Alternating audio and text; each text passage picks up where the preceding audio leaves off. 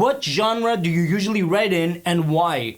Genre, look, it's pretty much rock and roll, okay? Pop rock, whatever you want to call that thing, it's a radio rock, stuff you hear on the radio, that type of genre, okay? Which is a very loose term for popular music, okay? I've written in the style of country, I've written in the style of pop/dance, R&B, all kinds of genres in that general pop genre.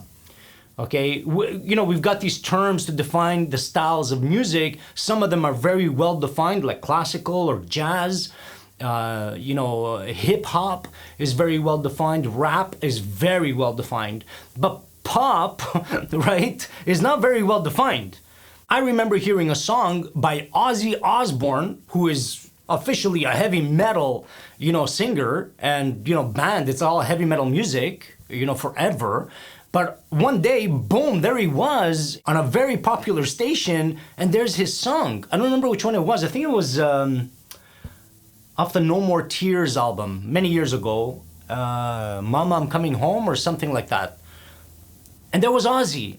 But that song, or No More Tears, it might have been No More Tears, but that song was pretty pop-ish. So they put it on there.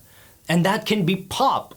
Technically, officially, it's heavy metal, right? But, they're very loose terms where it comes to popular music. In other words, what the majority of people connect with and like, and want to tune into. Metallica is another great example, the Black Album.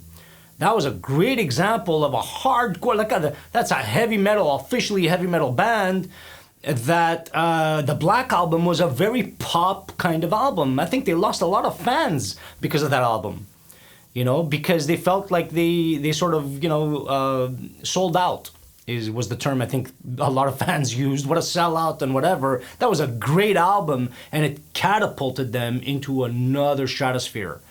Why? Because it appealed to the vast majority of people.